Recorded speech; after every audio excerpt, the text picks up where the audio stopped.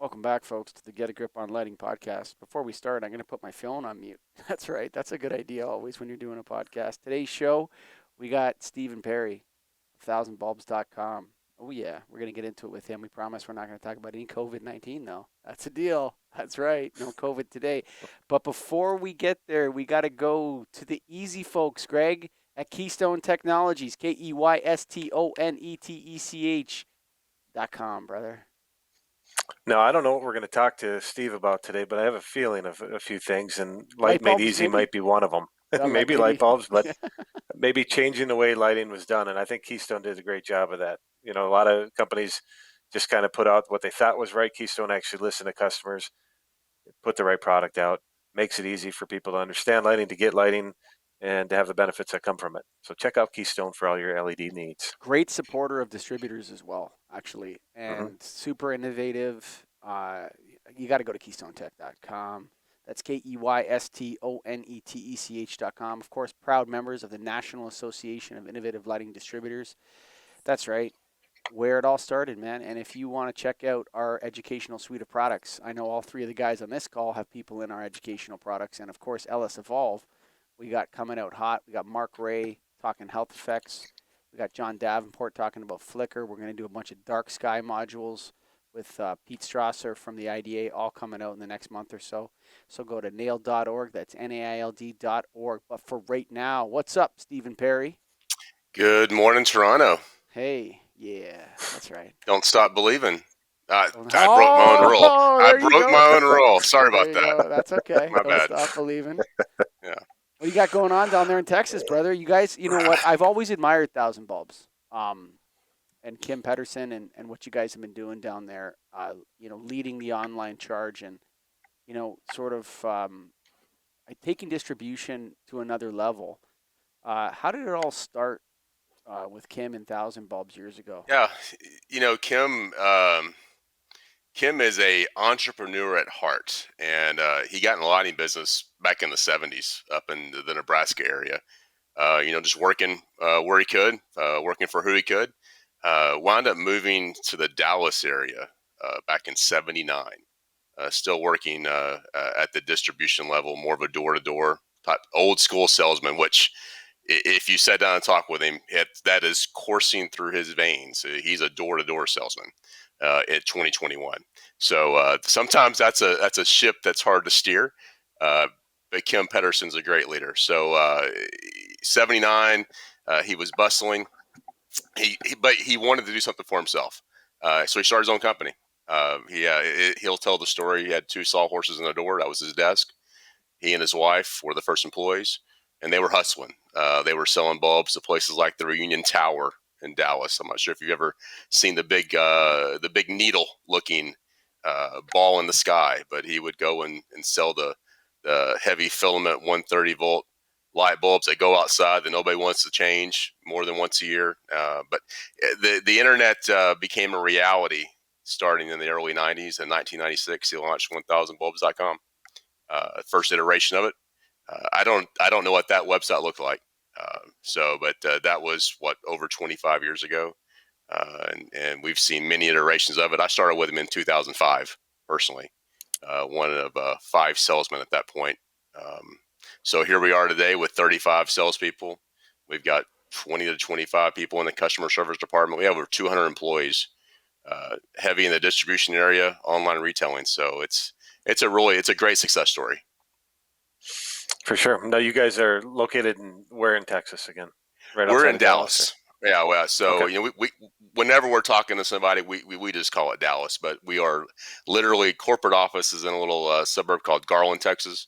We actually just moved our distribution center to a brand spanking new 200,000 square foot facility in Mesquite, Texas. Literally this week, Wow. we have finished the move, state of the art technology in terms of the the packing, the manifest, receiving. I don't know how many trucks we get in every day, but yeah, it's really a great thing to be a part of. What kind of lighting did you put in this new facility? So, well, our own first of all. So Okay. Number one, but we actually have, if you want to be specific, it's 40 to 45 feet are the ceiling heights, and we've got 300-watt linear high bays with aux sensors, some emergency backups when needed, and the sucker is lit like you wouldn't believe. Yeah. I don't know how many. I think over 350 of those fixtures are installed right now. That's great. Exterior? Do you do LED there? Yeah, we don't control the exterior. It's about, I don't know. I think when I went out there about 6 weeks ago, I think I noticed 10 or 12 different units. So we were one of the first lessees to move in, but yeah, we don't unfortunately get to control the outside lighting. But I mean, it is brand new, so absolutely it's LED. Good. And what is your role there specifically? So I transitioned early last year, out of the sales account manager role. Kim called me, and I've known him for a while, obviously, and he just kind of needed somebody to step in with him and maybe penetrate with him the marketing aspect, the purchasing aspect, the training aspect, just someone to kind of be a right-hand man. We didn't know what to call it. He eventually called it his liaison. So, if I have a title, it's senior manager / liaison. We have two very accomplished sales managers that I had the fortune of working with and as salespeople, and they were promoted 4 or 5 years ago. And we have VP of marketing, we have VP of merchandising, we have VP of operations. I kind of get my hands dirty in everything and report back to him without being a mole. So, it's a really good role. I'm basically learning the business, so which is I a got good a job opportunity. for the liaison. Yeah, talk to me. You got to tell Kim Peterson he's got to come on the show at some point. It'd be Well, a great honor for us. there- I met him years ago. yeah. He's definitely a different kind of dude. Like when you meet him, Mm-hmm. there's something, there's something different about him. No, his And presence speaks volumes. Absolutely. yes, he has a presence. He's one of those guys that as soon as you see him, there's something about him that's different. You know it right away.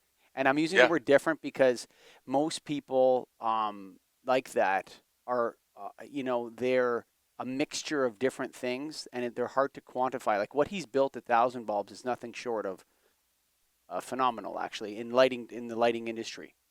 And so there has to be things about him that are unique and special, and we would love to have him. So that's you're getting an assignment from the Hey, host of the Get a Grip on there Lighting we go. I podcast, can, brother.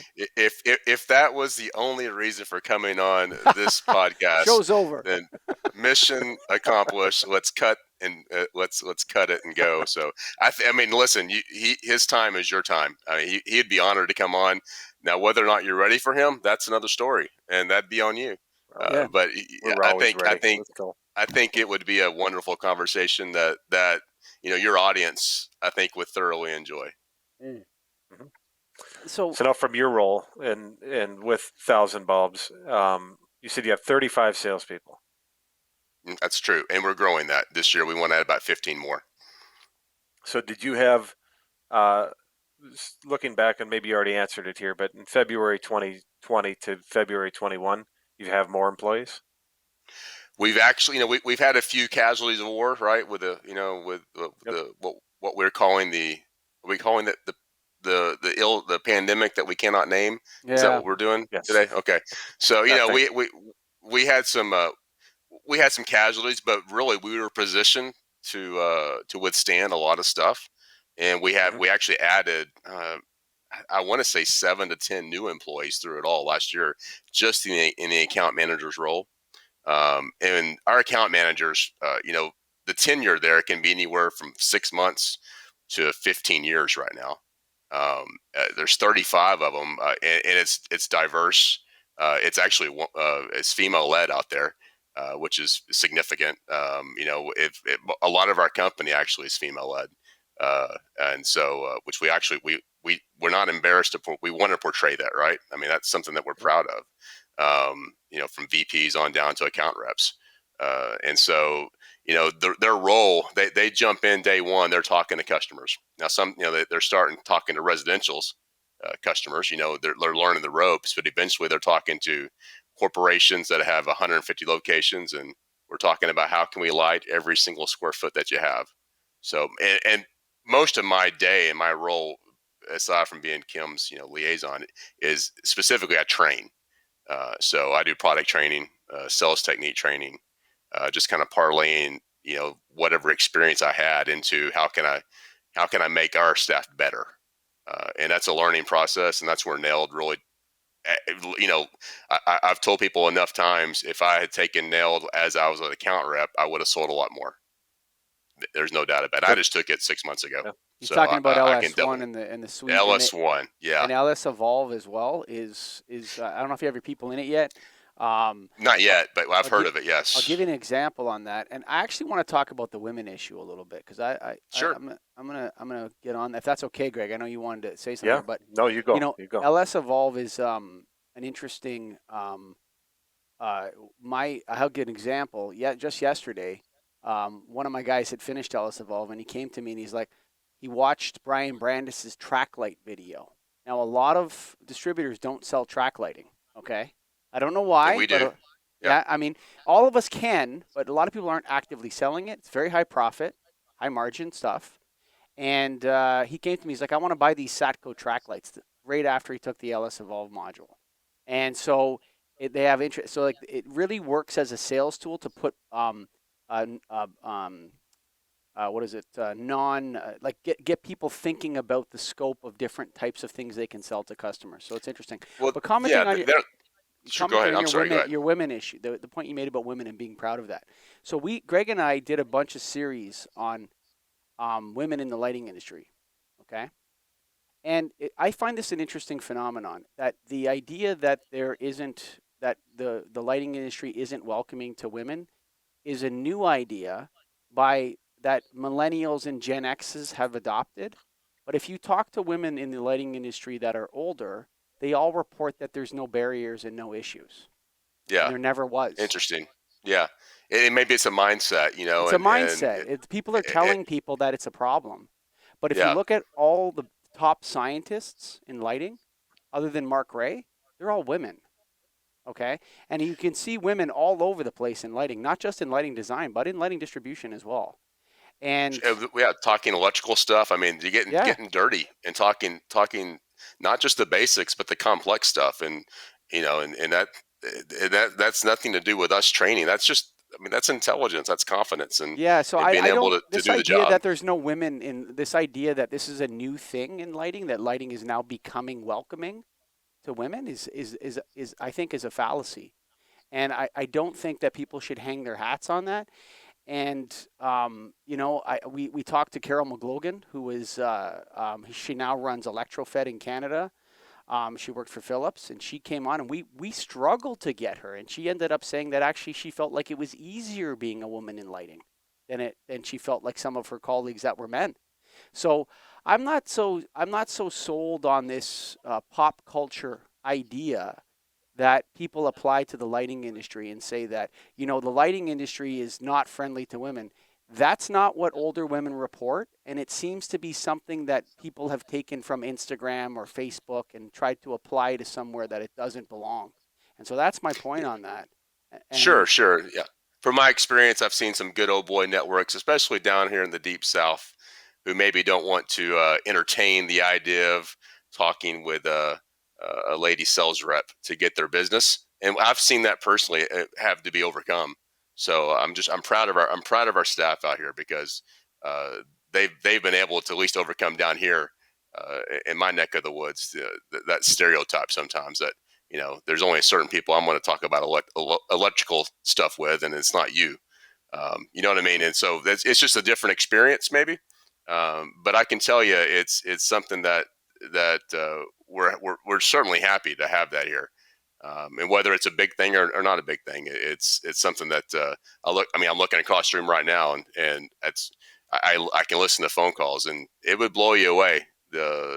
Just the strength and the salesmanship and the level of knowledge, and it doesn't matter. But I've been on the phone calls. I've listened to phone calls where the guy on the other end, he doesn't believe what you just said. So sometimes it is something to overcome, and it's a good thing that it's happening. well, we'll have to For sure. disagree on that.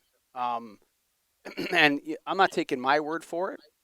we've talked to a lot of women in the business, and they were reticent to report this. They were disagreeable on making the points you just made. Sure, And sure, that's so, I fair. mean, and I invite anybody that wants to come on the show and to discuss it anytime, of course. And we're going to get some blowback. Excuse me. We're going to get some blowback on social media, as I always do. But you know what? Anyone that wants to come on the show and disagree with me about that, we did a deep dive on that, and it was very difficult to find. And so I don't like the problem I have with this, and I hate to take a turn here, but this is supposed to be a podcast, and it's supposed to be interesting and develop discourse. But I find that people are retroactively applying these things in places that are not appropriate. And I always like to push back a little bit. And if people, like you said, hey, man, your observation is different, I'm not going to take your anecdotal experience and say you're wrong about that. On your experience in life and old boy networks and all this kind of stuff that you referred to, I just don't see the lighting industry as ever being unwelcoming to women. And Sure, and I don't think, I can appreciate that for sure. okay, all right. Now that we've settled that, Greg Ehrich.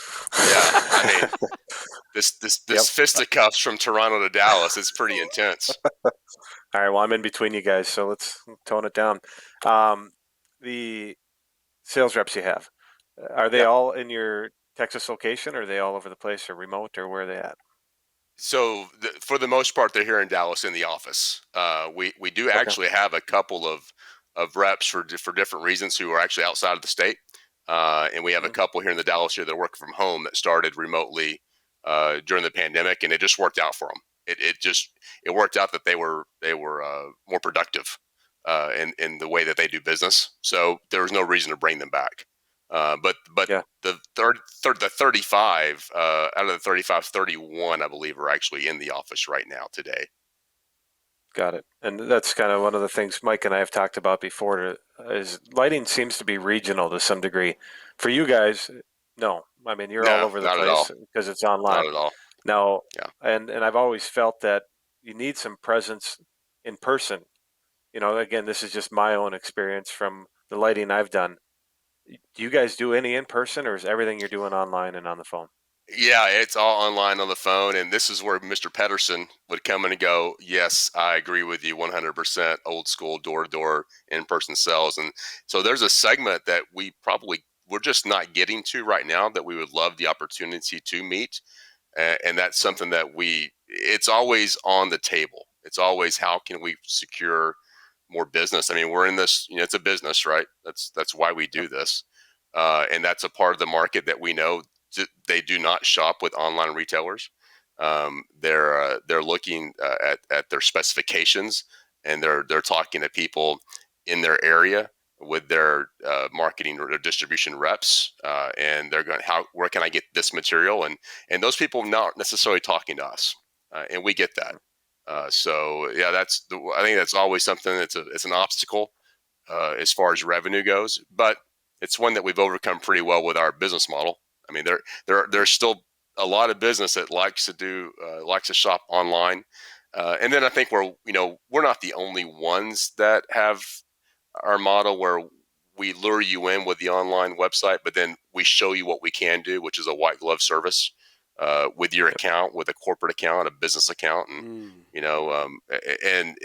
it's I've always viewed the website as a springboard, and the springboard is to someone that you can you can give all your lighting needs to, and say, I don't want this little pest on my desk anymore. Steve, you take care of it. This is what I need each month. You do it. I don't want to worry about it. So And we do that really well. That's the difference between, and I wanted to ask you this. That's the difference between, say, like selling on a marketplace, like eBay or Amazon or something like that, and your website, where you can kind of, I like the word lure you used. That's very, very interesting. That it's like, that's like the front gate, and then you come into the thousand bulbs world of ancillary services and white glove like you use. It's like, hey, you want to buy light bulbs, great. But if you really want to you take care of your lighting system, say hello to our 35 sales reps and our sales team over here that can really help you. That's an excellent strategy, Steve. It works, and it's relational. I mean, it really is. I mean, I've been out of the sales for about 18 months.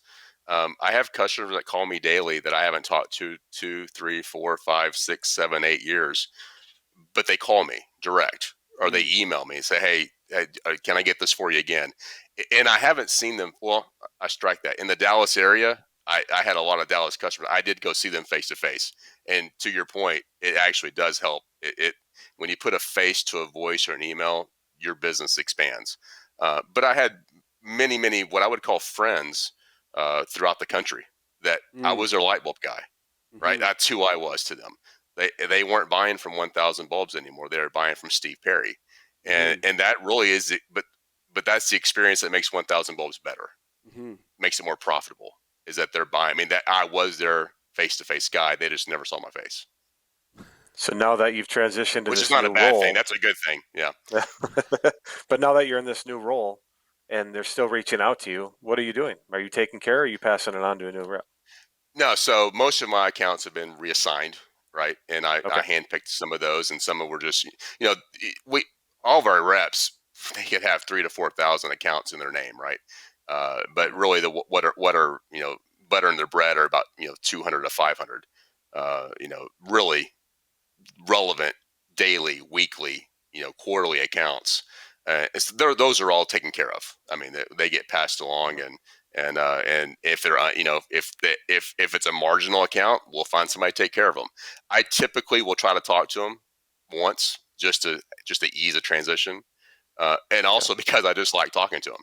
I mean, if you're if you're in sales and you don't like people, then you shouldn't. You're not. Then you're not in sales. Actually, you're doing you're getting a paycheck. So I was in sales, and I like people, and even when they're disagreeable, like your cohort over here, I still like them, and I would love to have the conversations with them. And sometimes it wasn't about lighting. Sometimes it was about life. It was about their kids. If I can just tell one story, there was a gentleman who was an online customer. We lured him in. Right, he was an electrician in California, and I'm going to say his name if that's okay, because he's If was a he's dear okay friend of with mine. it, if you know he's going to be Well, okay with it, yeah, then sure. well, I'll tell you at the end of the story, you'll understand. His name was John Gibson, and he had a problem with something, and he called to get it handled, and I didn't handle it the way he thought I should, and he called me out on it, and it actually changed the way I did business, and he was right. And it was a simple thing. It wasn't an egregious thing. It was something simple. And John and I became very, very good friends. And he didn't spend a lot of money. He might have spent $5,000 a year with us as an electrician, maybe a little more. But the point was, he started sending me. He was a hot air balloonist, and he was a motorcycle enthusiast. And I would get pictures of him and his son on a hot air balloon trip. And we would just talk about life. As he was buying lighting, and then I got a call from his wife. He developed Lou Gehrig's disease. He's passed. But I mean, when one of your clients passes and their wife calls you, then you've done your job, and that's kind of what 1,000 bulbs is all about. And we're not just an online retailer. We are absolutely, a relation built face to face, even though we don't see you. Opportunity for you to buy your lighting and to be that guy for you, that gal for you, that person for you. We are your lighting. We want to be an expert where the nailed comes in, right? But we are your lighting person. I'm going. No, mine's quick and Okay, easy. go. When you do your calls, are you doing Zoom calls or phone calls or emails, or No, what they're phone kind of? calls. Yeah, Always phone. Okay. yeah, it's always phone. There's a lot of email traffic, lots of email traffic. We're actually incorporating. We're discussing incorporating the engagement through chat, because that does seem to be something that clients like to do. So we're looking into how we can incorporate that into our engagement. But yeah, there's the Zoom thing in a sales pit of 35 people that would get a little, it might get a little weird. It So also that wreck your hasn't happened yet. bandwidth on your internet too. Like if Sure, everybody was doing sure. Zoom, you'd have to like upgrade it. But you know what's interesting? I have a couple things. I find Zoom a bit intrusive. Like there's a value to the phone that is different than Zoom. When, like, for example, when you're talking to someone over Zoom, you have to be, part of your energy is focused on, not doing something stupid. Like just yesterday, we were recording with somebody, and the guy forgot to turn off his camera, and then he got up and scratched himself, and it was like super weird for everybody. Right.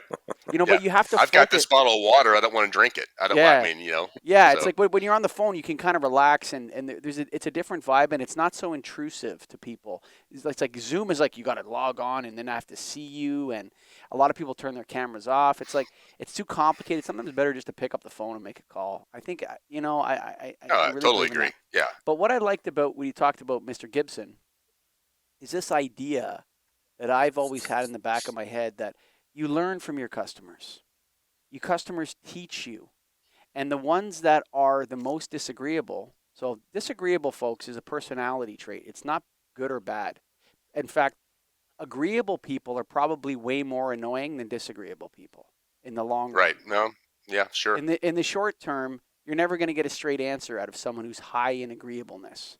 They're always going to try to figure out what it is that you want to hear and tell you that. It's very annoying um, in a business setting. But these disagreeable customers that are willing to state what maybe everybody else is unwilling to say to you, like, Steve, you screwed this up. Next time you do this, make sure you do it this way. There's probably like 100 people that thought the same thing, but really were just too agreeable in their personality traits to bring it up to you. Those people And that are willing to actually speak out need to be embraced, man. Bring those people into your world and listen to them. that was almost word for word what he said to me, and it's been literally 10 years ago, but I can still hear it in his voice. Hey, when you screw that up next time, don't do it like that again. Yeah, sure, I get it. That's easy, And one of the techniques I told people out here is you tend to run from what we call RMAs, returns, Yes. RGAs. When that when one of the things that happens in our business is that you're in a phone queue, right? So it's you're next in line. It's your phone call. You just saw the person ahead of you get the 20 grand lottery call, right? Sure. And so now it's your turn. And your call comes in, and it's some dude who bought the wrong A19 and needs to return it. Oh. And that's not your lottery call, but my point is the returns it's an opportunity to be a hero, number one, right? No one likes to deal with mistakes and returns, so it's a part of the online business, right? It's Mm-hmm. you I bought a drill at Home Depot one time. I dropped it, tore it up, but they took it right back without a problem.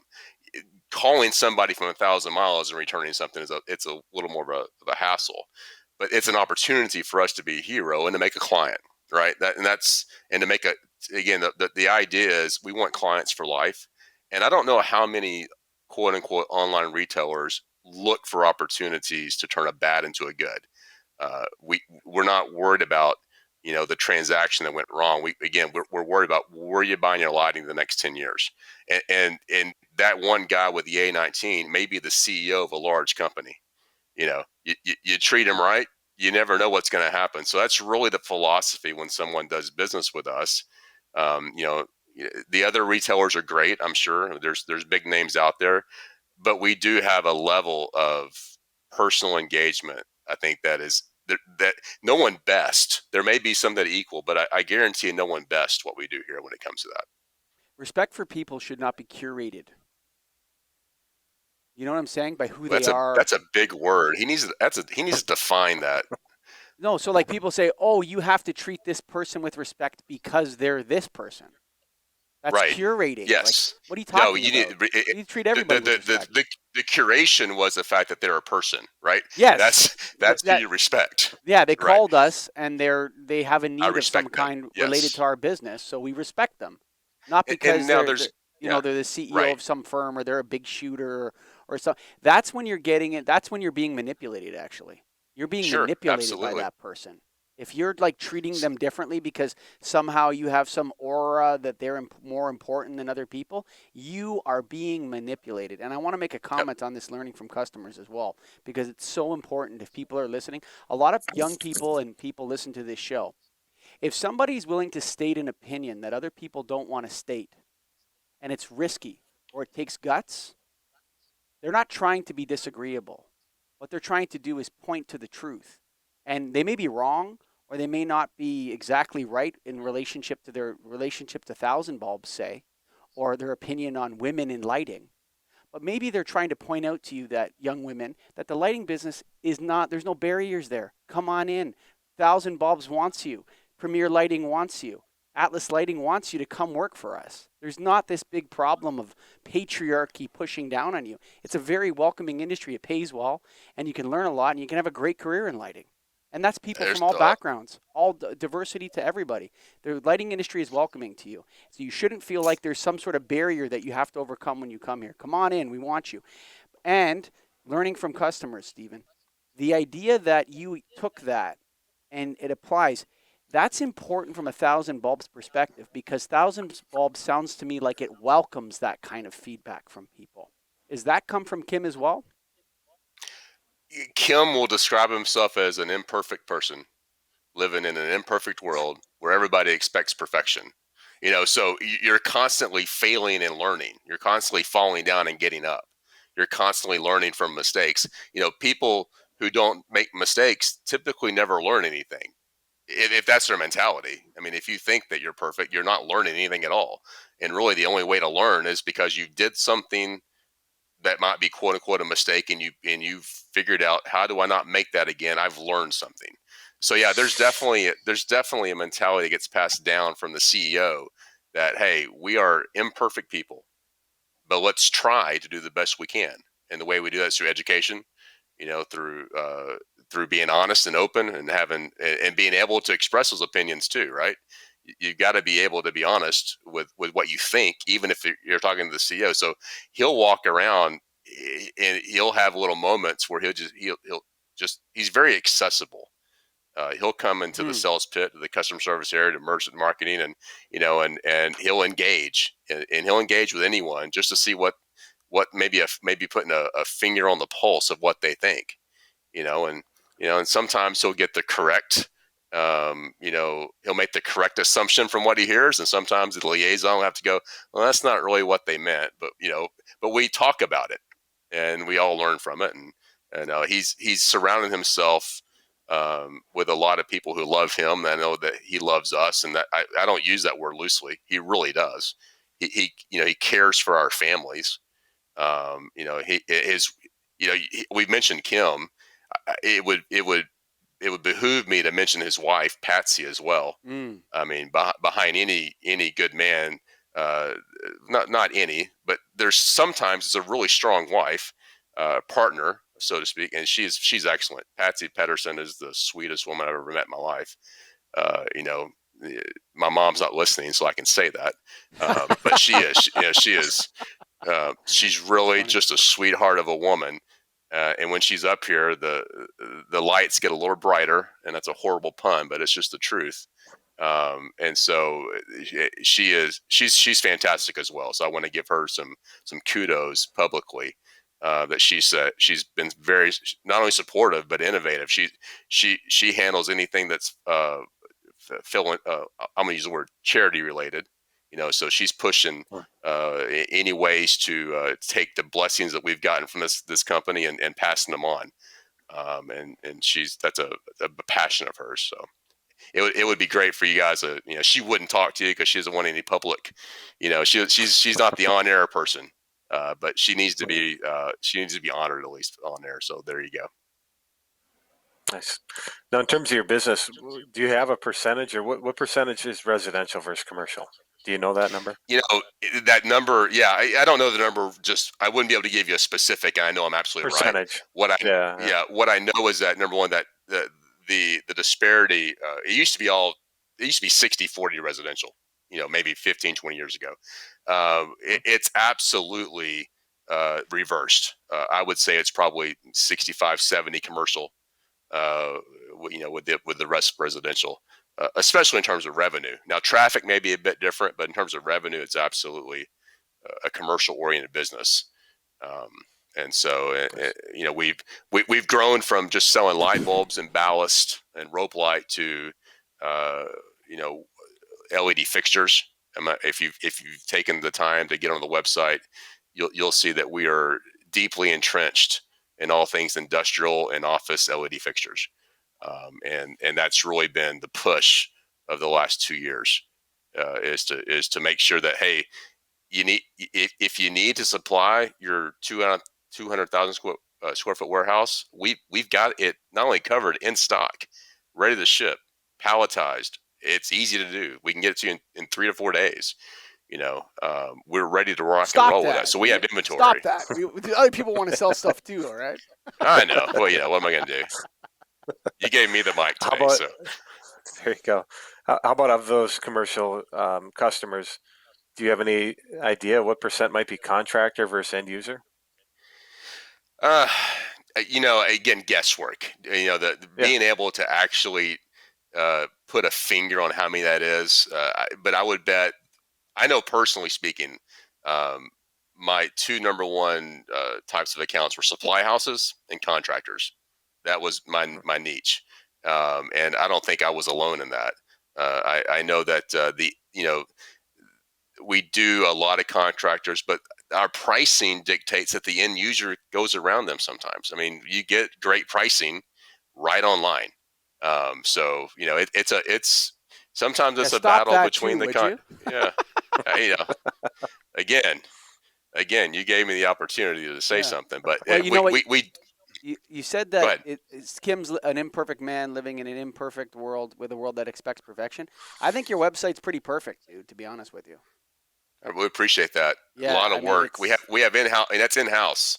That we do that that I was ourselves. going to ask you, do you have Yeah, developers working for you? That was one of the we questions I do. wrote down beforehand. Absolutely. That technology is something that we wanted to do in house for from the beginning, and in all honesty, from how we acquired these particular group of people, I don't know. I mean, it's not my realm, but I know who they are, and they're fantastic people. Now they work remotely as well. They do great jobs from their houses, but they built this thing, Is and Thousand Bulbs and a development company or a light bulb distributor?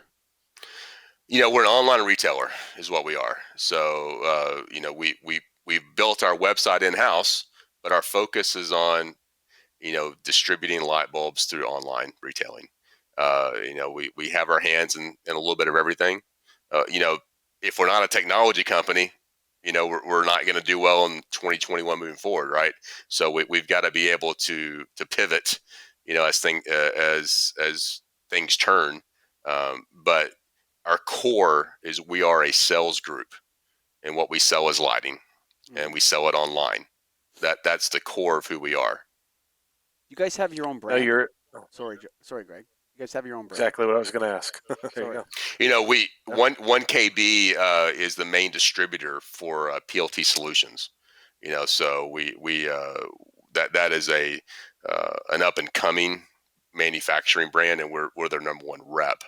So that's a line of products you're going to see on the website quite a bit, and we're fully entrenched in helping them bring that line at least to the general public. We also, you can see other brands as well that we're distributing pretty heavily. I mean, you'll see TCP Sure. as a brand on there. We have partnerships with Acuity, with Hosley. So we're not beholden to any one brand, and that's one of the things I think that has also set us apart, is Sure. that we haven't signed a deal to say we're exclusive with anybody. We're If you want to push your products to the general public, we are a place to do that. You said 1 KP? Was that the name of the 1 company? KB, 1,000 1 KB. bulbs. Okay. 1 KB. B as in Oh, boy. okay. Yeah, B as I in got it. bulbs. So Yeah. yeah. I probably should say 1000bulbs.com, right? Because Sure. again, that's free advertising, and Kim would hate me if I didn't say that. Do you guys sell on Amazon? You know, we used to, and we may have a few products that are still strung out there just because we're trying to get some inventory out. But we made a hard right about, I don't know, 15 months ago to stop selling through that channel. Why is Yeah, that? that'd be an interesting question for you and Kim to talk about, I'm sure. But Okay. really, it's we just felt that it wasn't profitable for us, was the main thing. I mean, to be able to meet that channel's demands, you know, and the types of orders that you would see from that, Mm. it just didn't really fit what we do well. Mm-hmm. And you can't do all things well. So, you know, we tried it, we did it, and we don't do it anymore. Hmm. This PLT, what is that? Is that precision light technology? Is that what it stands for? Precision lighting and transformers Transfer. is Okay. what that is. Yeah, yeah. And are you Yep. guys And the they're, only distributor of them? Is that what you said? you know, we very well may be. You know, I Hmm. know that in my supply houses, I would get requests for those products. They show me the spec sheets, and yeah, we got that. That's something that we can handle for sure. So, Sure. And do you know what your highest moving SKU is of all the products? you know, actually, I do. In terms of revenue, it's a 2x4 panel that is color selectable, wattage selectable. So, and it's been by far, well, I don't want to say by far, but it's certainly the one that is Kim's little, you know, his little crown, right? That he likes to Hmm. tout. That, hey, you know, look how many of these we sold this month and this month and this month, and he's, you know, we're all proud of it. But yeah, it's a 2x4 backlit panel. It's you can, you know, it's well priced, very Yep. competitive, and you know, we'll sell pallets and pallets at a time. How about so that even volume wise, that probably is the highest moving? It's one of them, if not, yeah, if it's not it's one of them. We do well with tubes. We do well with high bay fixtures, UFOs. Um, you know, yeah. We also, by the way, cover your ears over here. We do well with incandescent light bulbs too. You know what? Um, You know what? you There's know, a demand for that. I mean, and we absolutely there is. and I would say this Uh, too. I would say this as well. It's going to emerge. So they actually invented. I read an article that they invented a high efficiency incandescent lamp. Okay, so that not quite the lumens per watt of LED, but they do something with the filament and the coat. It can't be clear, but they have created a lamp that competes. Some German company, but I believe that. So my house is 50-50 incandescent and LED. And the reason why is because I've been doing the lighting, Got a Grip on Lighting podcast for so long that I've noticed that there is something to incandescent and the infrared waves that is important for human health. And they haven't figured out what that is yet. And I've asked all the top scientists. But I believe that we need a certain amount of incandescent light in our homes for health reasons. And I don't know why that is. And dim to warm and warm color temperatures are not the whole story. There's something to the fire with heat and the light and the waves that is important for our circadian rhythms. As humans, I think we evolved in firelight. And so I think, a large percentage of the population out there knows this intuitively for some reason. They, like an instinct almost, right? It's built yes, within them. Yeah, yes, they're drawn to it. You yes. know, and Kim would agree with you on that. I mean, he loves incandescent lighting, loves Hmm. it. You know, the consumers, you know, it's we're not going to talk politics, but you can hear some really good conversations when it comes to incandescent lighting on the back end of phone calls in terms of why I can't get it or why I can't get it or why it's evil or what We can whatever. talk about It's interesting. regulations. Well, let's talk Yeah, about you know regulations. Let's talk about you know regulations. We got yeah, a little and I don't. feedback here going that crept into the show. Scott's working on it, Okay. but we can talk about regulations and crude regulations that eliminate lighting categories should not be engaged in by states and provinces and governments. If they want to Yeah. eliminate, say, the 400-watt metal halide, that's a good bulb to maybe get rid of. You know what I'm saying? Like select certain technologies which are massively pervasive and make those illegal. But the idea of eliminating a category, like you can't sell halogen and incandescent lights in California, that's not good for California. Okay, No, there, it's not. there's a lot of applications where there's only incandescent and halogen lights for those applications. There isn't anything else.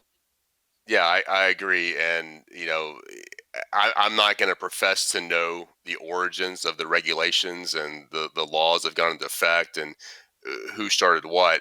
All I know is that there's a lot of people who want to buy incandescent light bulbs. Sure. Yep. They love the way they look. They love the way they dim. Mm-hmm. They don't. There is a little bit of a mindset that they don't last a long time, but in the proper setting, they can last a long time.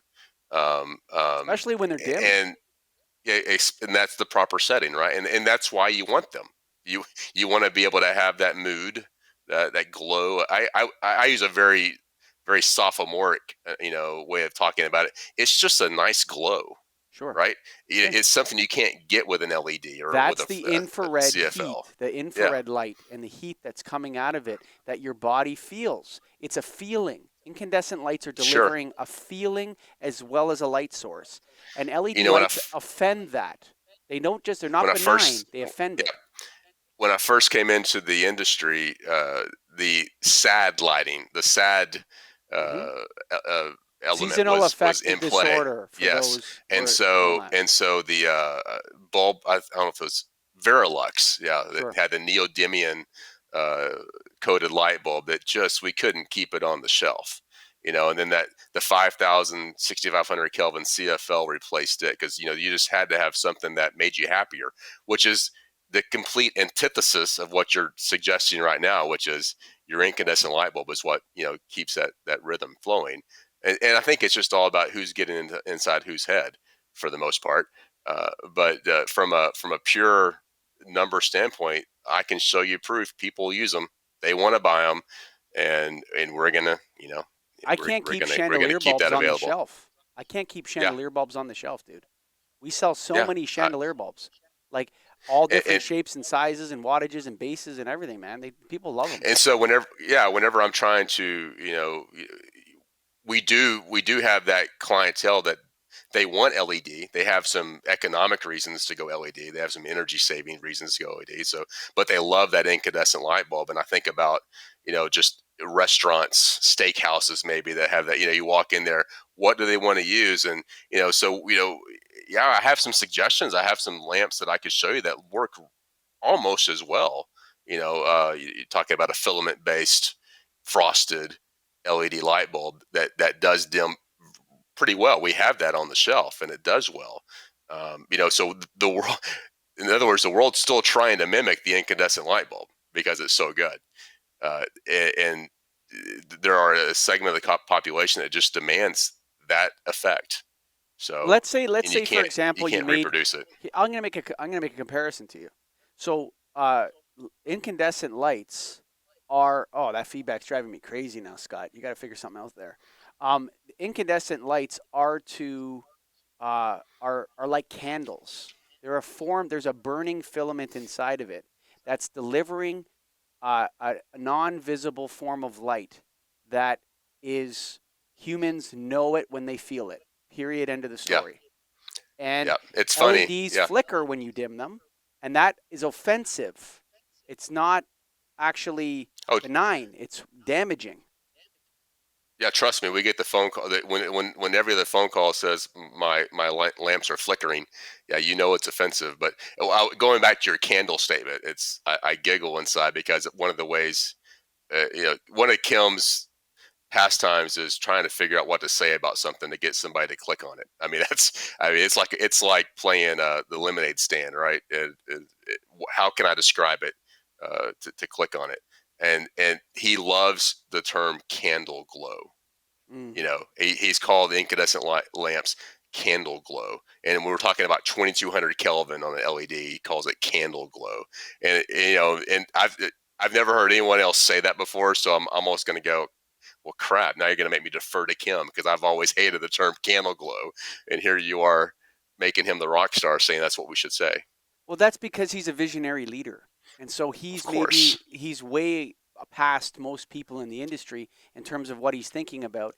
And he's sold so many light bulbs and he thinks about lighting all the time that when he in his brain when he conceptualizes LED, he sees the limitations immediately, whereas other people are caught up in the cascade effect of this is the best thing that ever happened. It's a piece of the puzzle. That's all. LED is part of sure, the yeah, puzzle.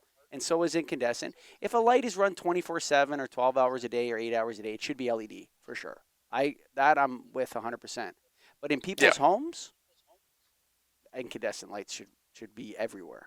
in my opinion. Yeah, you won't get any argument from me. And to put a little ribbon on that, they're not going to get the economic savings anyway at the No. house, right? I mean, the payback is what, your lifetime, and then you might get the payback, So unless you've got the mega mansion with 10,000 lights in it. Well, then you can afford whatever. If you can't pay for the Whatever lighting, you that's want. your problem. But if you got a big Right. mansion, but Absolutely. what they're getting from incandescent lights and halogen as well is the health effects that they haven't discovered yet. That's all.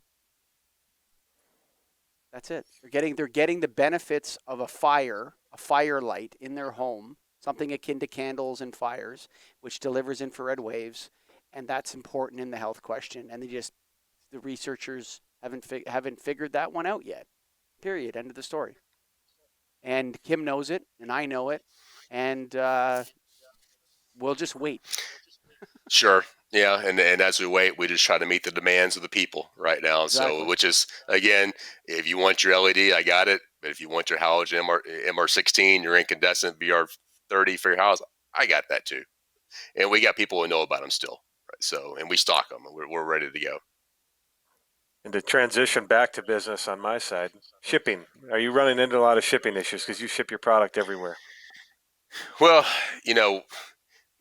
if you ship glass across the country, to a job that needs to have it done next week, yeah, there's going to be some issues, right? There, in terms of specifics, but in general, we don't have issues shipping. Uh, I don't know how many people are in that warehouse that run that pick, pack, uh, ship, get out the door. Very, very little breakage. You're going to ask me for a percentage. I don't know the percentage. I just know from the years of taking phone calls, very little breakage when it comes to glass. If it does break, guess what? It's a nuisance. We're going to take care of that nuisance. There's not questions asked about how to take care of that. We're going to give you your money back on something that breaks. We try to be very sensitive with the peanut. People don't like peanuts. Ours are environmentally safe. They're going to dissolve. We use paper where we can't use peanuts. And we ship out, I don't know, 4 or 5 trucks a day of pallets out the door, plus FedEx. So shipping times are fairly easy, and we have the same problems anybody else does in the country when it comes to the overall pandemic backlog. What's happened was a result of manpower and shipping issues there. But on our end, we don't have any issues.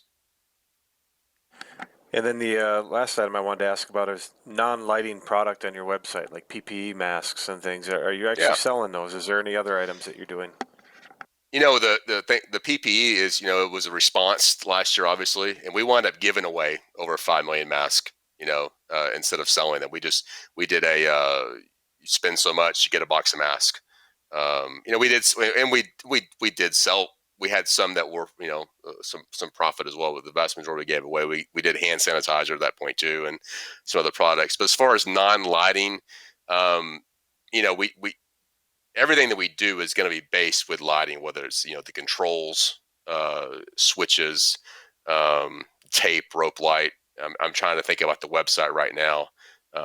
We do have some hydroponic products as well. So some stuff to relate to the seeding and the growing of, we'll have some stuff there. But it's in general all lighting oriented, or maybe an ancillary accessory to lighting.